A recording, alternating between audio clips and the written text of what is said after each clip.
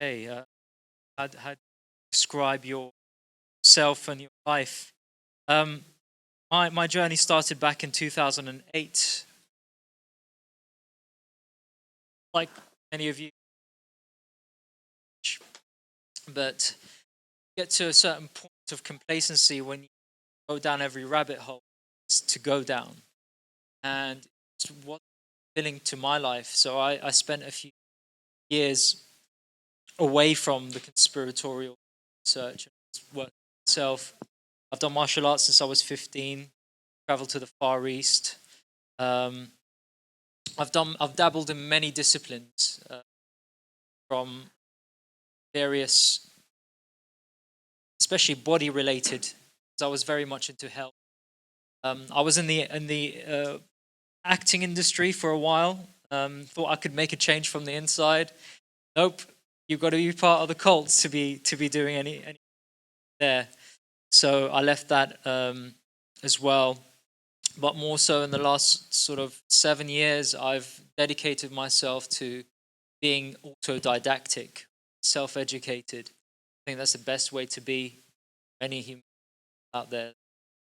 I studied, as a result, philosophy, um, psychology, especially to the Carl Jungs, the Otto Ranks, the Weiningers, the Anna Freuds, um, various other great scholars of our time, and just delve deep into the uh, consciousness side of things, because in the end, it's more to do with how we feel in ourselves every day, even food, through many other things. And I've also had the honor of knowing Jay over the last year and a half, and that's how we've come together here. But yeah, without further ado, today I was given the task by Kelvin to talk about hidden knowledge. I thought, what a very general, vast topic to talk about hidden knowledge. And well, hidden knowledge is occult knowledge. So ultimately, most people have this sort of prejudice towards it because they they look at it as a sort of oh, it's satanic. So everything that's occult is satanic. So when they see the pyramid and the one eye, the eye of providence, they think, okay, Illuminati is part of the satanic cult, when it's actually so much further from the truth. You know, in the end, they've taken what was sacred knowledge that's meant to be for all of us, and they've used it and kept it secret for themselves so that they can get ahead of life, manipulate the masses, and keep us in the dark, us in ignorance. And ultimately, that's what I'll be introducing today. Is just, some of you may already know this, but it's good to kind of reiterate it. And I'll be happy to take on any questions later on to do with psychology, anything you'd like, really, topics that I cover. So just look at the word. So the word occult has Latin roots. So it's from words such as oculo, which is interesting because ocular, talk about the eye. Also, there's another eye he mentions, and that's when you self. You have the third eye, yes, but you have the eye. The eye. When I say I am, you are referring to yourself, or you. What? It's a very powerful word. I, just a letter. So have other words, occultus or oculere, um, and to most modern dictionaries, the following words: invisible, hidden, secret, magic, mysterious, imperceptible, and supernatural. See, these are kind of added words, but what's hidden is also hidden in you. So when we talk about hidden, it's hidden in ourselves, it's hidden in our consciousness and the development of our consciousness. So going into the etymology, or how Santos Bonacci likes to refer to it, atomology. Atom, it's all the same. Eton, talk about Eton and all the Etonians that go become politicians. It's all to do with atoms. And atom is everything. It's a building block. Reality, what reality? It's holographic reality. It comes from the 1530s French word secret, not divulge, occulte, and directly from Latin occultus, which means hidden, concealed. It's a past participle of occulere, which means to cover over, conceal. But if you go into the root words, assimilated from over, which is ob, op, a verb related to celare, which means to hide. It's from the Pi root kel, which is to cover, conceal. At the word L or CEL is to conceal. So why study it? Why study the occult? Well, one of the main things, the reasons to study it is to know thyself. Only through knowledge, enlightened knowledge, and knowledge that's passed down from the ancients. No knowledge is new. There's no such thing as new knowledge. All knowledge is timeless. And talk about knowledge, you have the knowledge of the tree of good and evil. But when we talk about truth, about knowledge that is able to help you forward and gain a better understanding of yourself, relationship to the world around you, and the development of your soul. So it's to see the true story of our past, not his story. Again, it gives you the ability to see past language. It gives you the ability to see past appearances. And all this knowledge is there to aid you. This is why they use them, and they're able to use it for their power. Again, knowledge is neutral. It's like the pH scale. It's whether you want to go acid or alkaline. The way it's like, do you want to use it or do you? And it helps to predict current and future events. And what I mean by that, it means it keeps you one step ahead of keeps you one step ahead of being able to see the predictive programming. Once you understand symbology, psychology, and all these things are related to about occult, is things that to see and know human behavior. Again, it's about the relationships we have and the people we interact with and form relationships with, whether that be in business or in the personal. It gives you the foresight and the ability to see people, to see their behavior in such a way that is this going to work out? That also works in terms of your perception, third eye. Other people call it intuition. It's about developing these faculties. Intuition being one of the most powerful superpowers that we have as human beings. Spiritual development and sexual alchemy. So when you go into the occult, you learn about spirit, also learn about the importance of your sexual energy. So when you talk about sexual alchemy, about masculine and feminine, not in a gendered sense, but in a typology, energy, knowing it in that way as opposed to an objectification of physical form. I'll go into that a bit later, briefly. So today is just mainly an overview. To learn the power and science of symbolism. Symbols is what is used day in, day out.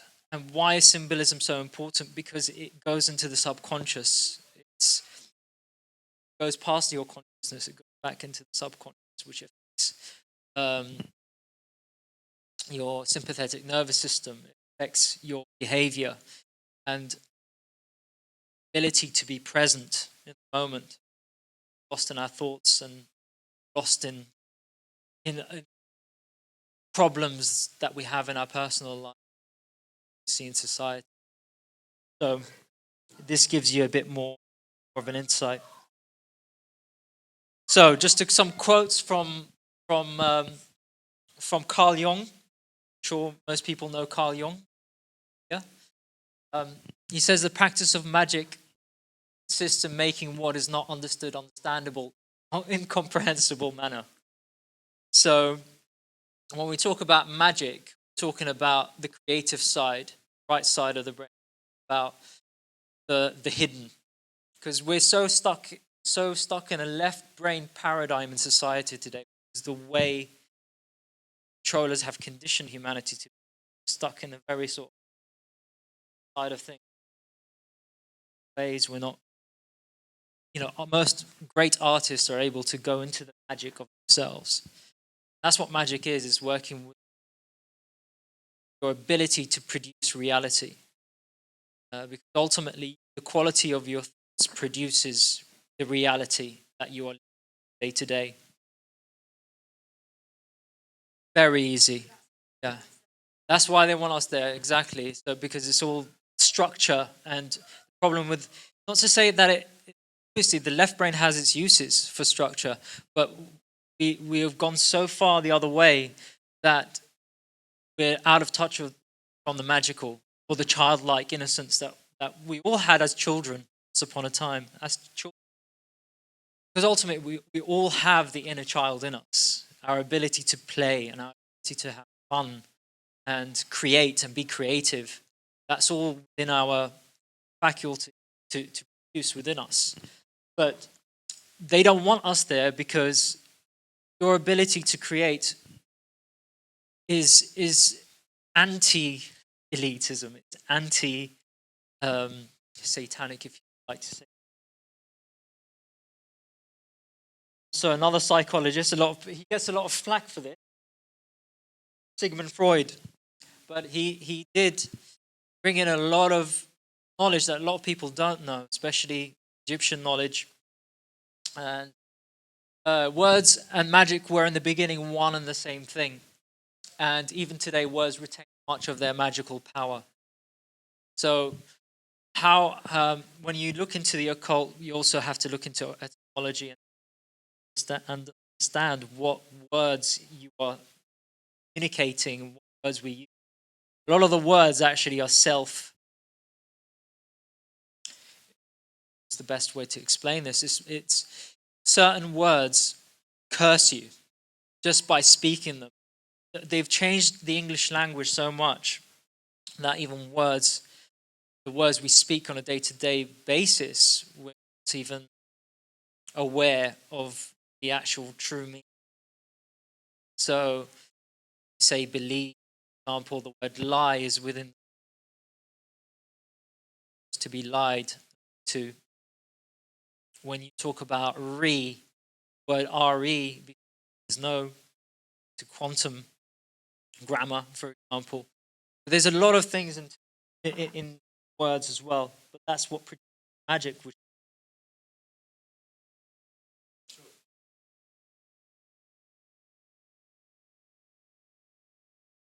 Yeah, yeah. I should do this. I should do that. Yeah, yeah. This word should have, would have, could have. You know, it's all kind of like has no meaning. Either you take action or you don't take action. So it's either you act truthfully or you act deceptively, lie to yourself and lie to others. Result. So when you want to know the unknowable, that is when you get into the occult. The occult is a mystery. Professor Charles Fort, not sure Charles Fort's work. I think some of the true history that's been as well. We talk about mystery.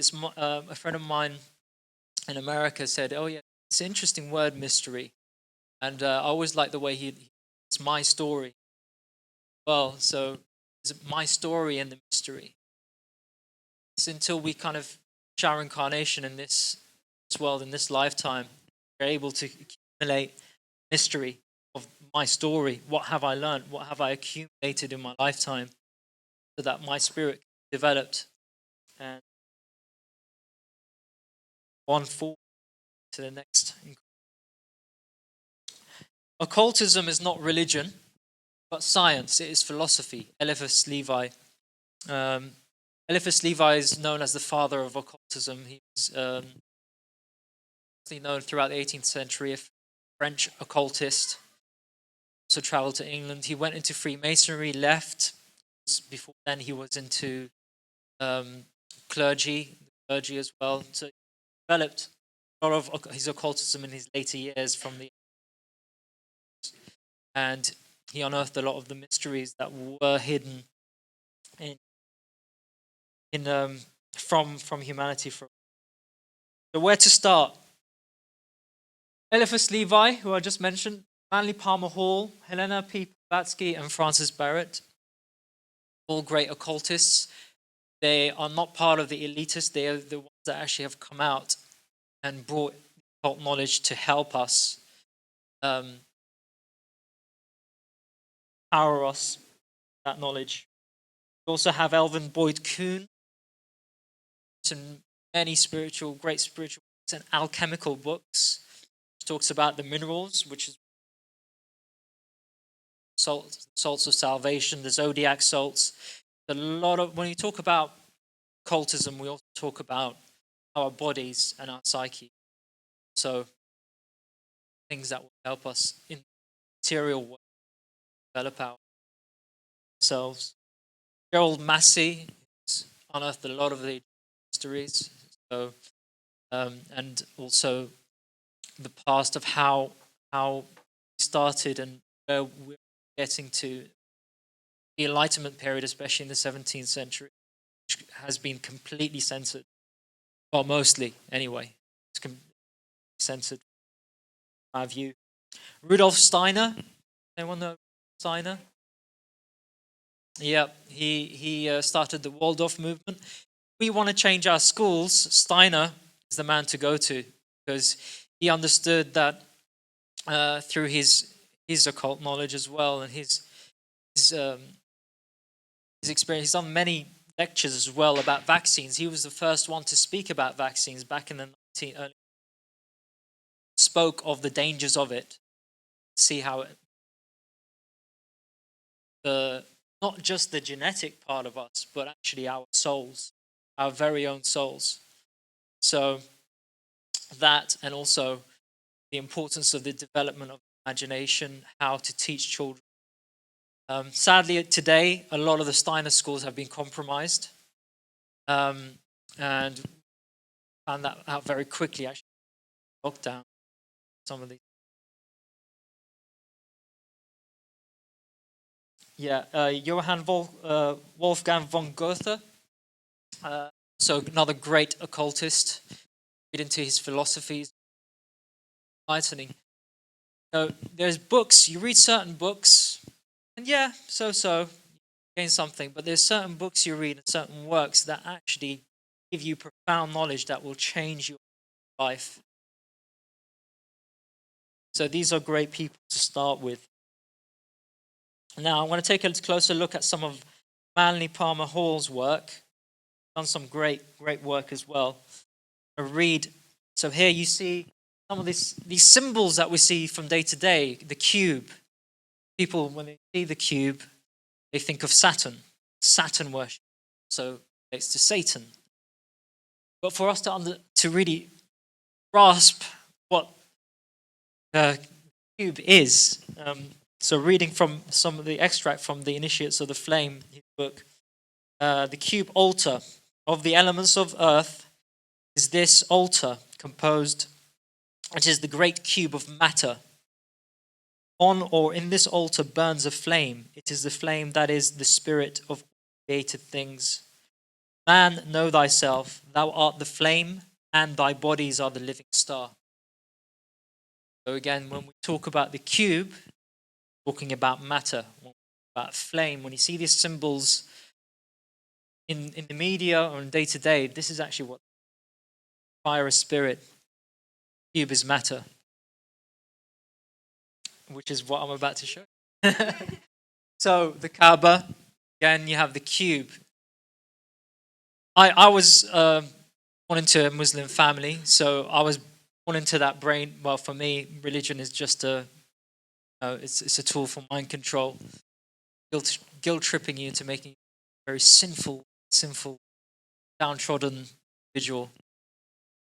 Allah, God can save you.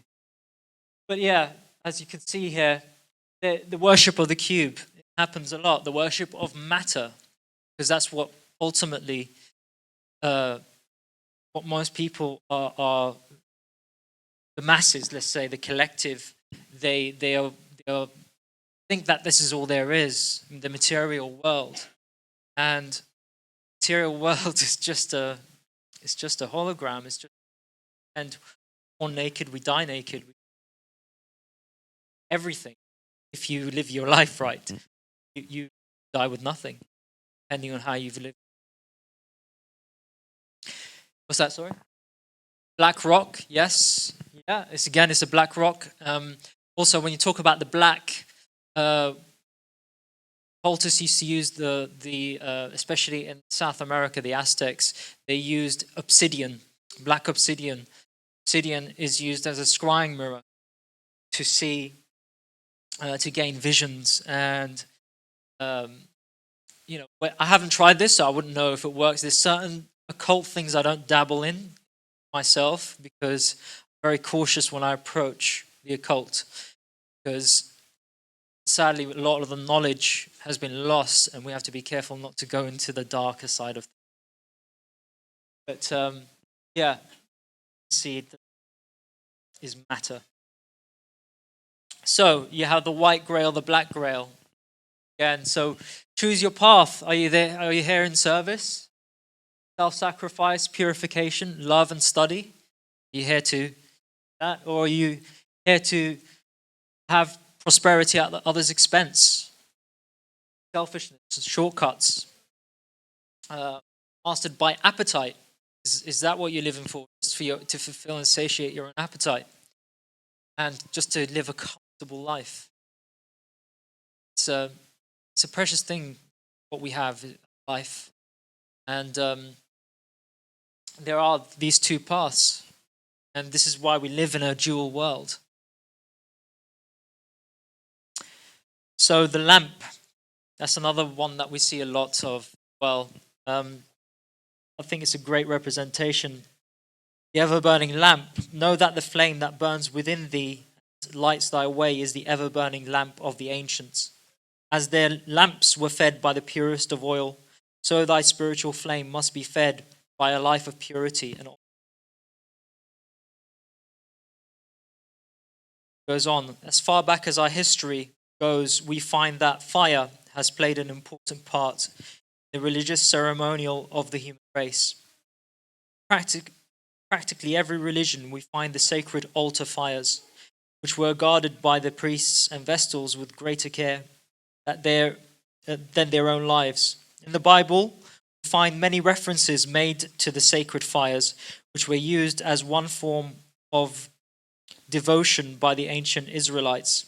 The altar of burnt offerings is as old as the human race, dates from time when the first man, lifting himself out of the mists of ancient Lemuria, first saw the sun, the great fire spirit of the universe. Among the followers of Zoroaster, the Persian initiate, fire has been used for centuries in honor of the great fire god, Ormuzd, or some have heard of Mazda, another one, a term used for the same god. It is said by them to have created the universe. There are two paths or divisions of humanity. His history is closely related to that of wisdom teaching. So here you can see some of the, you have the Olympic torch, you have the red fire, you have the blue fire in the Aladdin's lamp, the genie, you have the red and the blue. See what that means here. They embody the doctrines of fire and water, the two opposites of nature.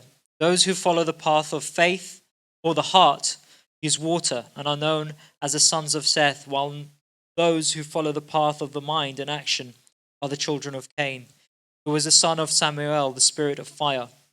Today we find the latter among the alchemists, the Hermetic philosophers, the Rosicrucians and the Freemasons. It is well for us to understand that we ourselves are the cube altar upon which and in which burns the altar of fire.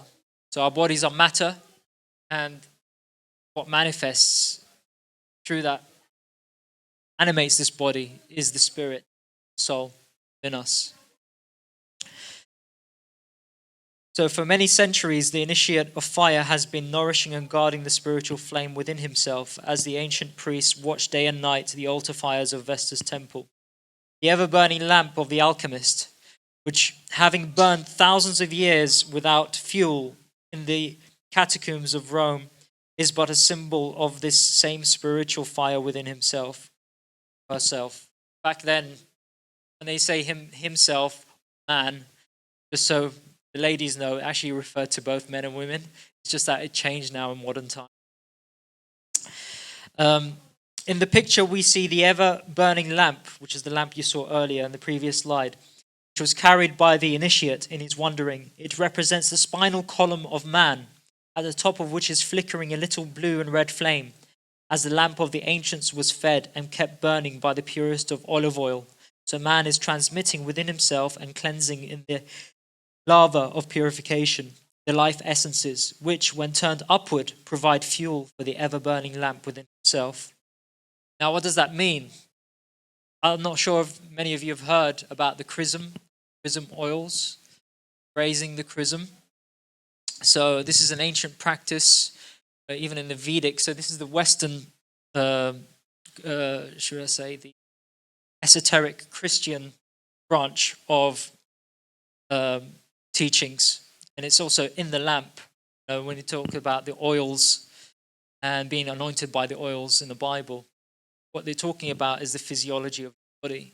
It's talking about is Jesus died at the cross at 33. You have 33 vertebrae. When the oils raise up at the 33rd degree, that's where they crystallize. And that's where the land of milk and honey, two gland, and you pick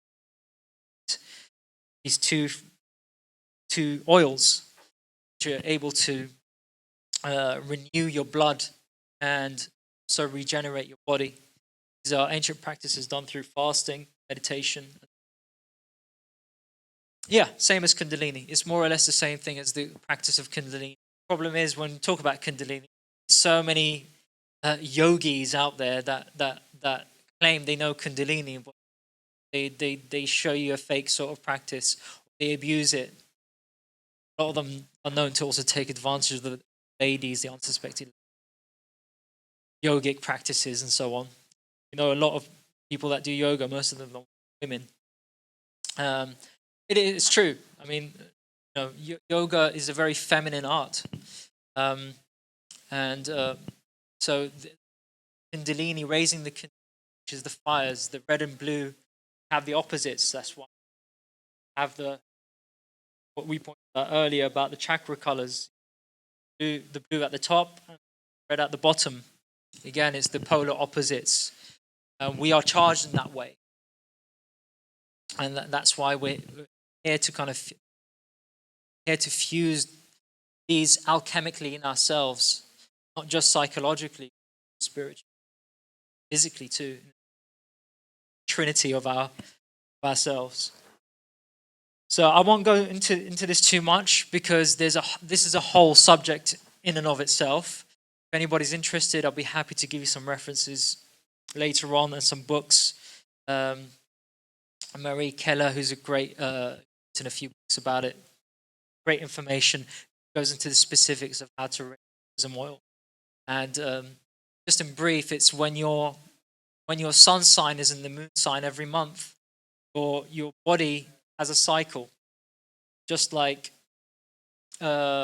similar to women when they have their menstrual cycles. Women have this too as well. We have, as men as well, we have a cycle as well as women. The same.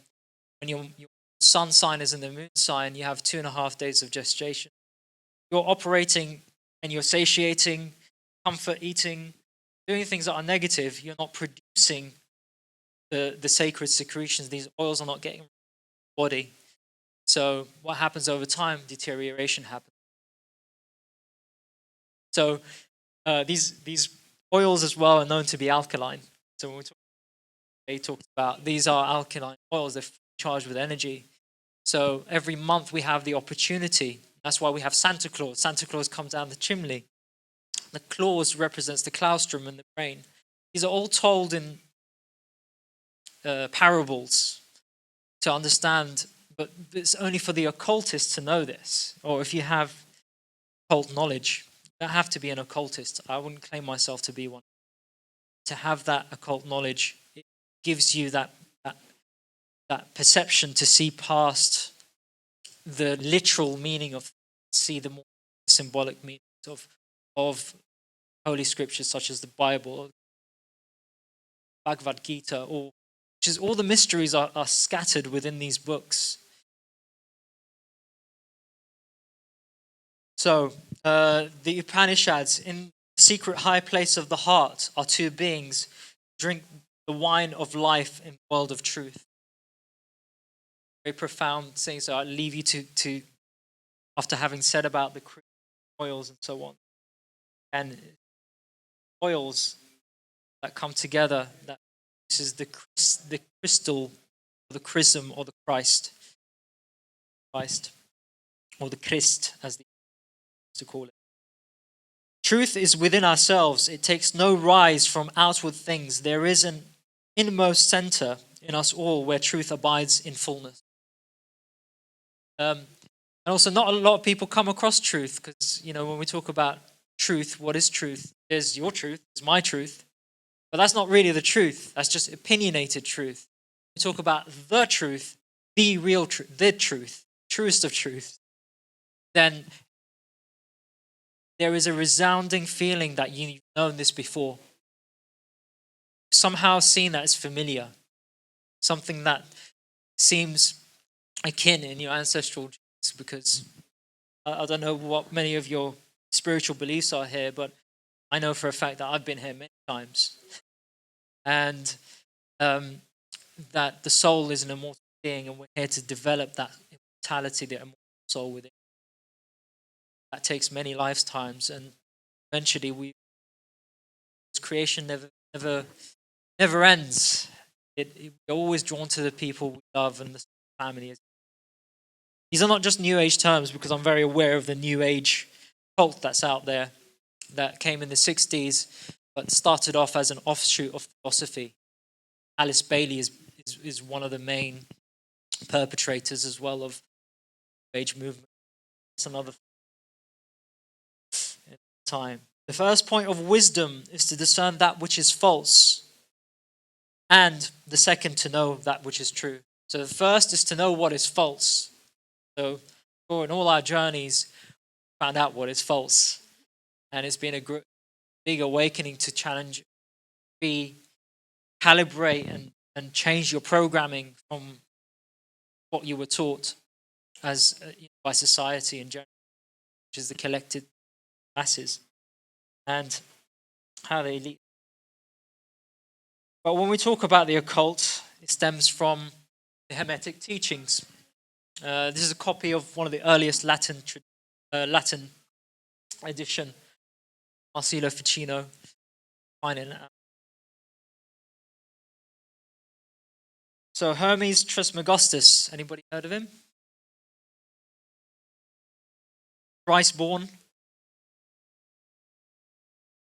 What's that? Well, he existed maybe in 3 incarnations.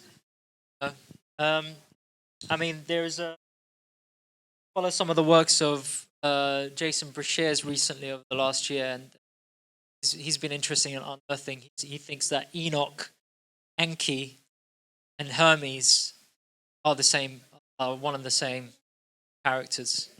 Whether they're 3 incarnations of one and the same person, who knows? Again, there's so much that's been hidden from our past and corrupted that we can't really discern now in terms of the more specific details. But when we talk about Hermes, we talk about the Hermetic principles. Now, when you look into religion, all religions will contain Hermetic principles in it. I don't care what religion it is. You can't be a religion without Hermetic principles, because these are spiritual, timeless truths. No one can change it because truth is timeless and always be that way. So just a little bit about Hermes Trismegistus. These 7 principles came from the system of philosophy known as Hermeticism, which also contains many other branches of knowledge. It also encompasses alchemy and other forms of high magic. The system of philosophy is attributed to Hermes Trismegistus, who is seen as a sort of king, philosopher, and priest. The name Trismegistus means thrice greatest. Hermes also means thrice born. Depends on how you interpret, again, language. It throws you off sometimes. And was the name given to Thoth during the Hellenistic age, which is a syncretic combination of the Egyptian god Thoth and the Greek god Hermes. So Greeks and the Egyptians are closely related in terms of their spiritual beliefs and the way. When you talk about gods, we're also looking at how do I say it? Archetypes, spiritual archetypes, which is within ourselves.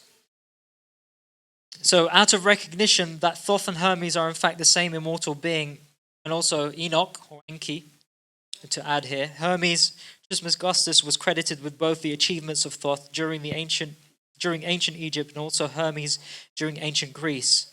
Thoth was considered the inventor of writing, while Hermes portrayed holding his caduceus staff as the messenger of the gods. Also have the symbol of Mercury, also represents Hermes, similar symbol of. The Hermetic philosophy is not a religious organization in the sense of Christianity or other religions either, but rather a collection of ideas that were embraced by various groups over a long period of time. Its presence can be found in ancient Egypt, as well as the Alexandrian Judaism, Sumerian religion, Zoroastrianism, Platonism, Stoicism, and Pythagoreans. I also would like to add, you can also find it in the pagan religions too. If you look far back enough here in ancient Ireland, Britain, you will find the same thing. Nature to them was God, and nature is God, and one of the same things. Nature is the manifestation of spirit. Look at nature. It's very hard to project anything onto it from our, say, artificial lives in the sense of it's been given to us artificially. Look at nature, there's a sense of peace. A core concept in Hermeticism is Prisca Theologia, which claims to be the true core doctrine of the. So what does that entail? Is anyone here familiar with Hermeticism at all? No? Yeah, you are. Yeah, so there's 7 principles. So the first being mentalism, principle of mentalism, the law of correspondence, vibration, polarity, rhythm, cause and effect, gender. So just to go into it, mentalism. So the principle states that everything in the universe consists of thought and is created by thought. In other words, all is mind. Everything that exists, whether in the physical universe or as abstract concepts, are pure energy, which you could call the all, or God, whatever you like to label it as. It's just a label, just a name. Is made of spirit, which itself is the product of a universal living mind. This universal mind is in all things, even ourselves. And like the universal mind which creates all that is, we create our lives and our reality by our thoughts. That's the power of thoughts. That's why mind control is such an important. They know the power that we have. And once you know that you are a creator, a mini creator yourself of your reality, why do you need them? Why do you need the system? Or why do you need, other than obviously cooperation and interdependence with ourselves? But, this power to create.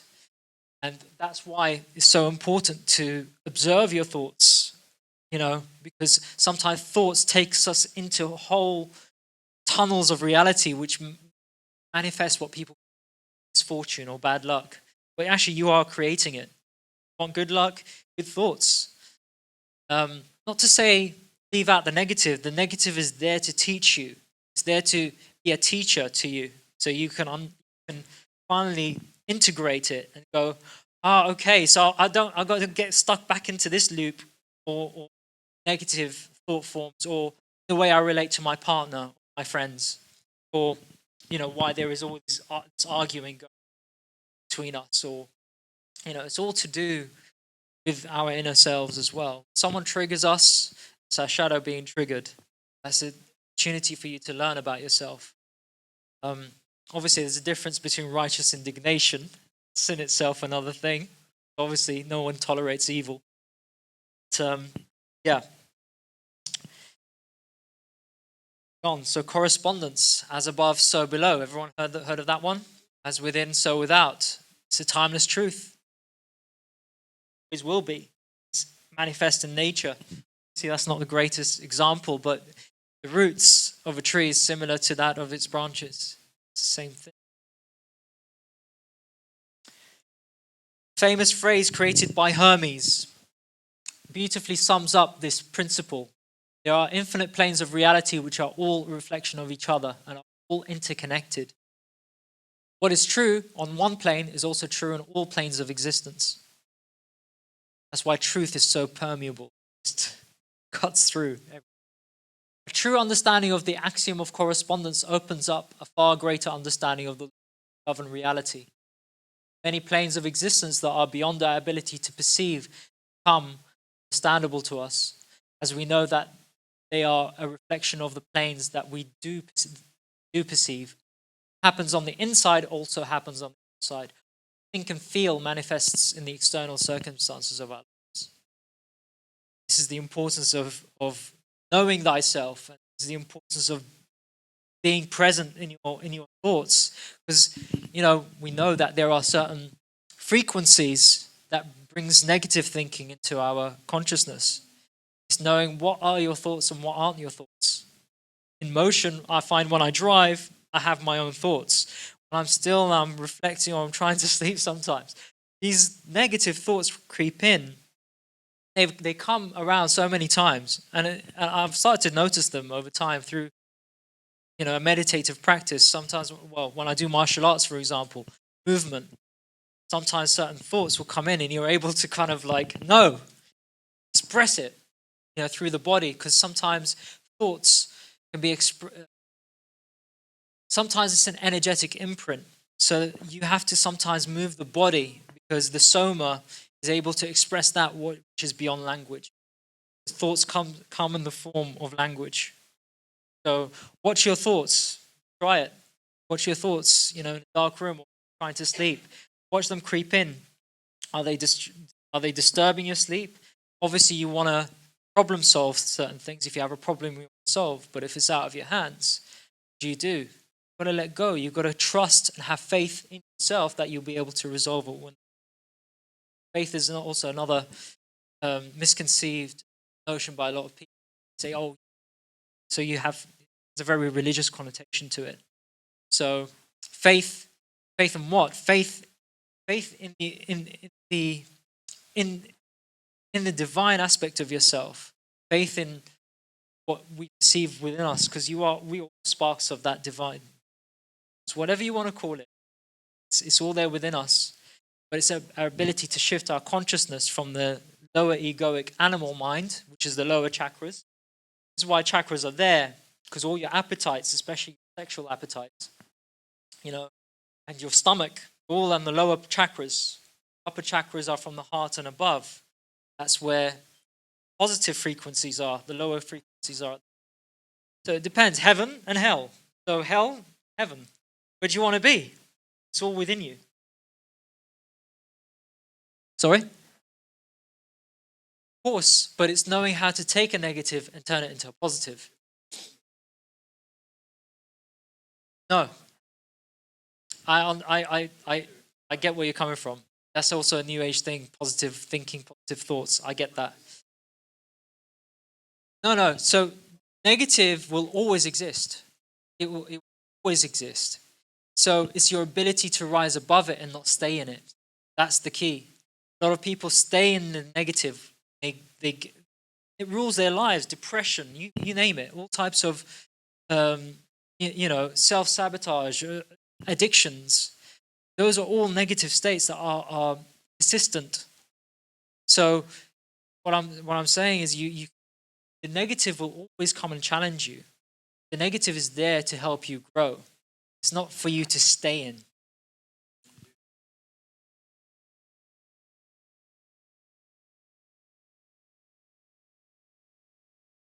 Yeah. And it always will. Yeah.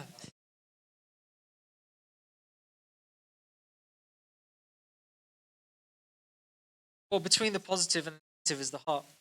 So it's about staying in your heart all the time. It's the balance. Why is that? When you look at, for example, the ancient hieroglyphs, you'll see, I think it was Set, or remember the Horus, balances your heart against a feather.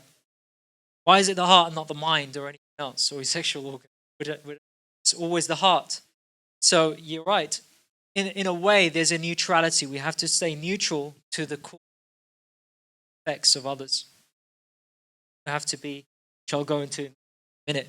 Yeah, I totally agree. You have to be in that middle path, in the center of the positive and the negative polarities. Swing too much on one side, it's no different than being on the extremity of the other. So it's always walking the middle path, so to speak. So the next law, the law of vibration. Everything in the universe is vibration. Everything in the world is vibration. Vibration. What is vibration? A lot of people will liken it to sound. Sound is one vibration, but what is another vibration? Movement. Movement is also a vibration. And light. Light is also a vibration. Yep. G. Totally. So all things wither. They are physical or spiritual. Hold all things. Sorry, that's a spelling mistake. Whether they are physical or spiritual, hold a certain vibration. From spirit to the grossest level of matter, everything is vibrating at its frequency. So every molecule in the universe is vibrating, as well as our thoughts and emotions. The principle that everything vibrates is true for all aspects of life. So by being aware of vibration, we can consciously alter our own vibration and our thoughts, our choices of foods, which is in a way Jay was talking about earlier, as well as the colors and sounds we have in our environment. So what do we surround ourselves with every day? How is our home looking? Hear about feng shui. Light up incense. Do you make it smell nice? These things affect us. So this affects our own psyche. And that's why when you go into even though if you go to a nice cathedral, beautiful mosque, there is something peaceful about it because it harnesses that energy, tranquil energy that helps you stay in a good vibe, to speak. High vibrations. Yeah. Not to sound new agey in any way. So there is truth to, obviously, New Age wouldn't be where it is today without having half truths in it. So don't discard anything and throw out the baby with the bathwater and New Age stuff is all mind control. There are half truths in it. So it's just learning to separate the wheat from the chaff, so to speak.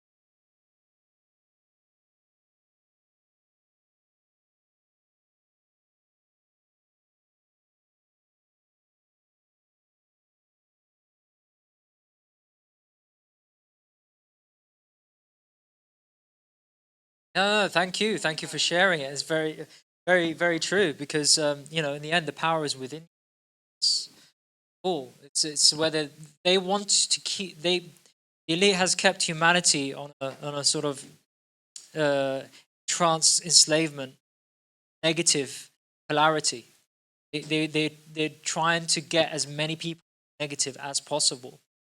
Why is that? So they can manifest more hatred, more of the same thing that we've seen, disease, all sorts. So if you want to be that change in the world, you have to not be affected Don't don't be the effect, be the cause. And this is why we're going to go into cause and effect. They want to control mostly the negative, because through the negative they can control humanity, because it keeps us dumbed down. You know, high intelligence, when we say higher intelligence, it's always high, it's not low intelligence.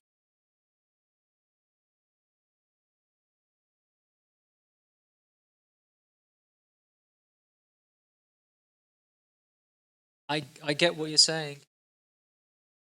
It is a paradox. Knows they are very mystic. When you look into the Illuminati or the knows the reason they exist for a reason. Maybe they're here to teach us. Maybe they're here to help develop. See how many of us are able to rise above all this negative programming. Maybe that's their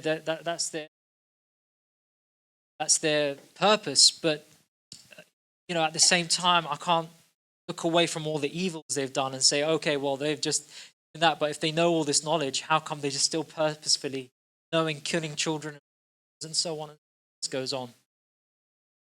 Their crimes. But, I don't tend to entertain myself too much with them, because where my attention goes is where the energy flows. I do not want to give them power, any form, shape, or because the moment I put my attention on the elite, right, is the moment I'm giving them power. You know? In the Matrix, Morpheus holds up a battery. Yeah, do I want to be a battery for them? Or do I want to be a battery for myself and for my fellow brothers and sisters?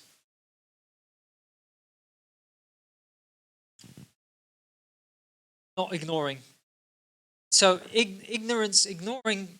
Okay, so if someone negative came into your life, do you want them to be a part of your life? Meaning, if they want to ruin your life, do you want them to continue ruining your life once you're conscious? It's not about where they want you. It's not about where they want you. Would you allow somebody to come and ruin your life? Or you started to realize someone is, would you allow them? It's a moral decision. Morality is what it is. It's right or wrong. Is it causing you harm, or is it aiding you in development? I don't mind the negative if it's helping me, develop me. I'm here to learn. I'm always open-minded. But are you going to allow, when you say ignoring, you're not really ignoring. I'm going to do something equally or as much as I can to the opposite of what they're doing. So rather than me ignoring them in the sense of, oh yeah, I'm doing nothing, I'm doing something by changing who I am. So I'm bringing more positive ways, like talking in a presentation and helping you all think about these topics. You don't have time to reflect on the deeper aspects of our consciousness. And it's really important to develop that, because once you're able to develop the spiritual, the more deeper aspects of self and your life and your purpose here. Maybe your purpose here was to be a father and a mother. Maybe your purpose, save that person and from a car accident, or whatever it is. Everyone has a certain purpose and meaning. It's what you give it. But yeah, in saying so, I'm not ignoring them, because if I want to go on a crusade to take down the elite, well, I don't have the resources, do I? Where's the resources? Centuries. They have all the wealth. They created the monetary system. They have everything. So rather than me concerning and fighting, it's like the best way to take down these elites, so to speak, is by not even giving your attention to them and focusing on yourself and say, how can I better myself and humanity, ones I can help. By that way, I'm creating a positive action that's balancing out the scales, so to speak. So, because I was there at the protests. I was there during the lockdown. I was the first amongst. As soon as it came up, I was already outside Scotland Yard with only 50 people protesting. And I tell you what, I went to a few of those protests, didn't do anything. Because what I'm doing is I'm going, you're my authority and I want you to change it for me, rather than me being the author of my own life. So where do you take the power? You take the power back in yourself. You become the authority. Because to be sovereign, you don't need anyone to govern above you. And that's the key here, is to become the author of your life, to take back that divine power which they try to hold from you by giving it away to them. So, in relationships too, yeah, totally. There's always one trying to dominate the other. Well, depending on their development of. There's always a bully or a narcissist in a relationship, always trying to get a one-uppance on the other, rather than having a sort of I water you, you water me mentality of let's grow together. Okay, we're having an argument. How can we best communicate our wants and needs so that we can help each other out here, so that we can live a happier, more peaceful life? But you're also there. Partner's also there to help you. Polarity, the law of polarity. Everything is dual. Everything has its opposite. Opposites are identical in nature, different in degree. This principle states that all that exists also has its opposite and cannot exist without it, but that the opposite is in fact the same. Everything is dual and everything has two poles. To understand the principle of polarity makes us less rigid and dogmatic in our thinking. That's the thing. Everyone wants to swing to one sort of ideology and just be stuck in that way of thinking, rather than becoming malleable, be able to kind of adapt to when new truths come in. When one is on the path of truth, truth is endless. Trust me, I've been on this for 2008. So you'll see that the truth is endless. There's always new truths to be discovered. But the ultimate truth, it is endless. Just as spirit is endless, just as our souls, this is immortal. So, rather than jumping to conclusions, we maintain a state of open-minded appreciation. The practitioner of Hermeticism understands that polar opposites can be transmuted into one and the other, a form of mental alchemy, an awareness that greatly amplifies one's abilities to manifest in their lives. Again, it's using this occult knowledge to help you manifest the things that you need to move forward, develop yourself. Again, if you don't want to go into the spiritual, self-development, psychological development, even though the word psyche actually is soul. So the next one being the law of rhythm. The principle of rhythm states that everything has to and fro motion, or a swinging backward and forward motion, like a pendulum. This unending movement exists between opposing poles within polarity. There is an advance and a retreat, a rising and a sinking, within and out. Hermeticist who gains mastery of this principle ceases to be the victim of rhythm, working with it instead of against it. Knows when to rest, and to ride the rhythmic swing, the other side of the pendulum. By understanding rhythm, flow with the universe, knowing when to exert force and when to rest, or simply allow things to unfold on their own. Again, it's understanding rhythm. Be in the rhythm and the flow. Hey, you're in the flow, or doing something, an activity, you go into a sort of meditative state. That's the flow state. That's the flow. You're in a rhythm, state of rhythm. Sometimes when you're driving motorway and you forgot that you were driving for so kind of come back to the road and think, oh, what have I been doing? Because you were in a state of rhythm. Your subconscious took over. That's the power of rhythm. Have so much powers within us. It's just inner standing, not just understanding. But understand, because understanding that this is superpower. So coming back to cause and effect, as we were earlier. So this principle states that everything happens for a reason, and everything in the universe is governed by laws. There is no such thing as chance. The higher planes dominate the lower planes, which are things that occur in our lives to seem a mystery to us at times, because we are limited by our human perception. We cannot see the full picture of all that is at play. While most people go through life as a victim of their own thoughts and feelings and circumstances that are created, Hermeticist strives to become the cause rather than the effect of his own life or her own life. Most people are like pawns on the chessboard, obedient to external causes coming from people who are more powerful than themselves. Don't we? Part of the way of the Hermeticist is to rise to higher planes in their consciousness and become cause on that higher plane, affecting the lower planes with their influence. They master their own internal experience first, then the external environment around them. True adept knows to not try to reject causation of the higher planes, but to work with and while also exerting their own. So again, it's you have the next thing. We had the lockdowns and the Rockefeller funded operation of making us in fear. There's going to be another one and another one and another one. There will always be something going on in the collective, but it's your ability to adapt to these things. Are you going to be the effect of what they've caused, or are you going to be the cause yourself?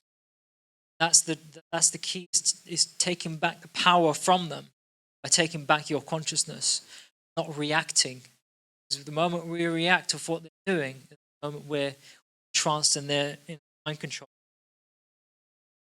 So it's all part of it as well. It's taking back and developing our consciousness so that we take the power in ourselves. And then when we can work together and collaborate and do things like this great example, where we are able to share information and knowledge. Every single one of you here has knowledge that for sure. Everybody has the life experiences. So wisdom is in all of us. And to share that wisdom empowers us. So, yeah. Oh, for sure. Yeah.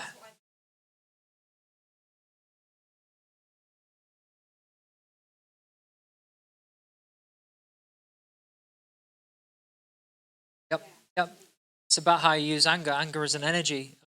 I grew up, I hide it, but I grew up from a lot of domestic violence in my home. My father was abusive, almost killed me a few times. But it took me up until the age of 15 to start martial arts. I was always sporty. I knew martial arts, self-defense. I want to learn that. I learned to defend myself against this tyrant. So that's what I did. I took my anger and took it out on martial arts. What it allowed me to do is be disciplined 5 days a week. Travel much. I disciplined myself, working in a shoe shop to earn enough money to go to China. And anger can be used in the correct way to empower yourself, yes. Using it to just blow steam and just shout and scream at them, thinking you're doing something, it's just expended energy, wasted. So it's knowing, and motion is energy in motion. By using energy yourself. So, by becoming the cause of our life and also by becoming aware of the influences that are causing the effects we are experiencing, become sovereign. So we become the designers of our own reality, creating our life out of choice rather than accepting what happens to us without question. In the word sovereign, sauve. Sauve means to stand over. Reign is to rule, to stand over. That's what being sovereign actually means, to the Latin. Finally, gender. Now, this is a vast topic in and of itself, but just to kind of have a brief overview. So everything has masculine or feminine qualities. Now, gender is manifested in everything. All planes of existence express this principle. There's no creation, physical, mental, or spiritual, which does not contain gender. Everything has to have a masculine and feminine, positive and negative. And negative is also bad as well. A lot of people think negative is bad, but it's not. Energy. But everything male also contains the female, and everything female contains the male. So when I talk about that, I'm not sure how many of you studied psychology. For example, when you look into the psyche within us, is the anima and the animus. The anima is within the male, which is feminine, and the animus within the woman is masculine. So that's why we're attracted to our opposites. That's the development of the anima. The anima in the male helps the creative, feminine, creative powers of within man. Women are naturally creative, intuitive. They have more. So for them, they have to develop the more masculine traits. To say be masculine, the way it is today, neo-feminism and Marxism and using women today, that movement. But it's to use these powers within ourselves and balance them within our psyche, right? And the left brain, this is a typology, gender as gender, but I'm not sure translation. Again, I even question my own sometimes. So one of the books, The Kabbalion, which is a study of Hermetic philosophy, I recommend it if you want to just get a grasp of what Hermeticism is about. Again, it's an ancient philosophy. Just Hermeticism is just a word, it's a name, label. It was attributed to Hermes, but in the end, it's the knowledge of the soul, knowledge of the self, our spirit. That's I feel is part of what we're here to do. Is part of going on the path of truth is to develop this side of our spiritual aspects, because a lot of people now are turning back into religion, and amongst the truth movement, turning back into religion, becoming dogmatic again. I've had some people that I know have back to religion because they get to a point of truth and they're not satiated enough, because everything, when you have an awakening, best word, but an awakening, right, to what's going on in the world, what happens is that there is a form of spiritual crisis that happens. Mental illness, all mental illness is a form of spiritual crisis. When you are when you are becoming an alcoholic or addicted to something, constantly sabotaging yourself, what you're doing ultimately is you afraid of thought. So you're not allowing yourself to you're not allowing yourself to find the true spiritual nature of things, but to find your spirit, spiritual practices, even having practices in day-to-day. We are ritualistic beings. We have to have some sort of ritualistic things in our lives. Whether that means lighting up a candle at night and staring at it is one thing.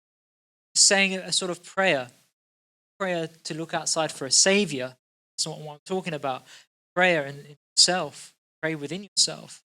Have full faith that what we call God, not in the religious sense, or the religion mind control sense, but in a sense of knowing that this thing we call source, God, is within us. It's constantly there. It's our ability to be able to reach that within our consciousness. It's really, really important to develop our spiritual faculties. That's why occult knowledge is good, and I hope that these books and these references will help. Because I've been down wrong rabbit holes into dark occult stuff. Everyone knows Aleister Crowley. He's one of the ones that has destroyed inverted a lot of the teachings, sadly. So practices the dark arts. Just going into the Kabbalion, originally published in 1908, and has been responsible for the popularization of the 7 Hermetic principles in modern time. The author of the book is 3 initiates. Funny the name 3. It's thrice born. Refers back to Hermes.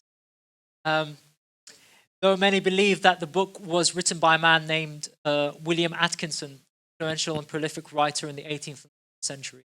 The book does an excellent job of describing the principles in general. So it's a great place to start, just kind of reading some of the Kabbalion.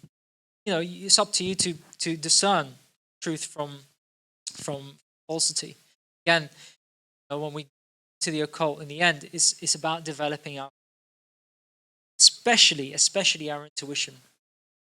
Find that through even fasting. I'm fasting today. I have a lot of energy, still full of energy, because I've disciplined my body not to need food all the time.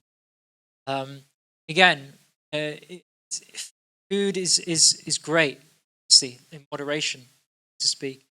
There's times where I enjoy food, I'll go and enjoy it and have plenty of food. But I also try to starve the parasite within. There is a parasite within the body, the lower ego, lower self, to the psychology. There's a place within us that always wants to fill ourselves up, that a bit more numbed, feel a bit more comfort. So for us to grow, we have to feel discomfort. Part of that is why I do these practices. And these are ancient Vedic practices. They are also ancient Egyptian, also Western, because this is a thing. A lot of these teachings are actually derived from Western traditions as well. So if you look far back enough into the past, find that even before the Druids, we had the Arya, and the Arya were those of noble trait, or the shining ones. It's not just about, because we have a race thing going on, but this is just a bodysuit. It's not the consciousness that wears this bodysuit. Bodysuit is an outward appearance. I'm very English in my manner and my behavior, because I was born, well, I wasn't born, but I was raised here. I was influenced by the English, so I adopted the culture of the land, and when you look far back enough, like I said, you'll find a lot. These are actually also Western traditions. So look into the north, Vikings. Far back enough, you'll find the same knowledge. Tree of life, it's all there, as above, so below. All of it is there.